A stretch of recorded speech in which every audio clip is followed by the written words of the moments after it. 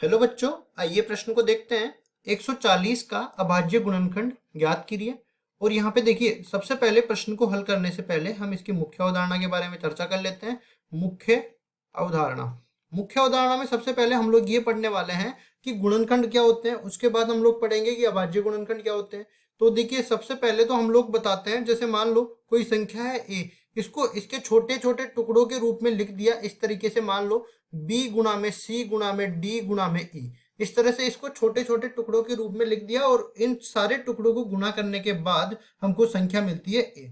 और अगर मैं बोलूं कि ये सारे के सारे टुकड़े अभाज्य संख्या है, अभाज्य संख्या होने का मतलब ये होता है कि ऐसी संख्या जिसमें खुद का और एक का, मतलब दो कम से कम संख्याएं होनी चाहिए, खुद का और एक का।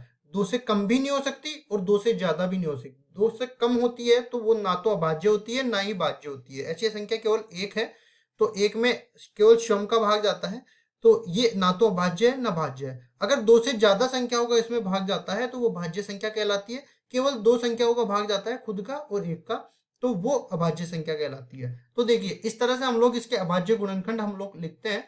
तो अब चलते हैं सवाल में। सवाल में 140 के अभाज्य गुणनखंड हमें करने हैं। तो कैसे करते हैं, देखो, अभाज्य गुणनखंड विधि इसमें लगाते हैं। तो इस तरीके से सबसे छोटी वाली अभाज्य संख्या का भाग देते हुए इसमें चलते हैं। सबसे छोटी अभाज्य संख्या 2 है, 2 का भाग देंगे इसमें। और तब तक देते रहेंगे जब तक कि इसमें 2 का भाग नहीं चला जाए। मतलब ऐसी संभावना अपने पास बनेगी कि एक बार ये कह देगा कि अब तो 2 का भाग नहीं जा रहा, तो 2 का भाग इसमें देंगे। तो देखिए, 7 और 0 70 बार जाएगा। और फिर 2 का जा रहा है तो यहाँ पे देखो 35 बार जाएगा। अब देखो 35 में एक विषम संख्या मिल गई ना, इसमें 2 का भाग नहीं जाएगा।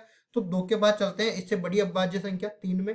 तो 3 में देखो, विभाजकता का नियम देखते हैं। 5 और 3 अंकों का योग 8 आ गया, इसमें तो भाग ही नहीं जा रहा। फिर 3 के बाद चलते हैं 5 में। तो देखो, प्रथम इकाई का अंक अपने को 5 मिल गया, तो 5 का भाग पूरा पूरा जाएगा इसमें।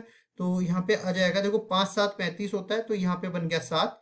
फिर इसमें देखो 7 में तो 7 का ही भाग जाता है और एक बार जाता है। यहाँ पे जब एक नहीं बन जाए तब तक इसमें भाग देते रहना है, चाहे कितनी भी बड़ी से बड़ी अभाज्य संख्या का भाग इसमें देना पड़े।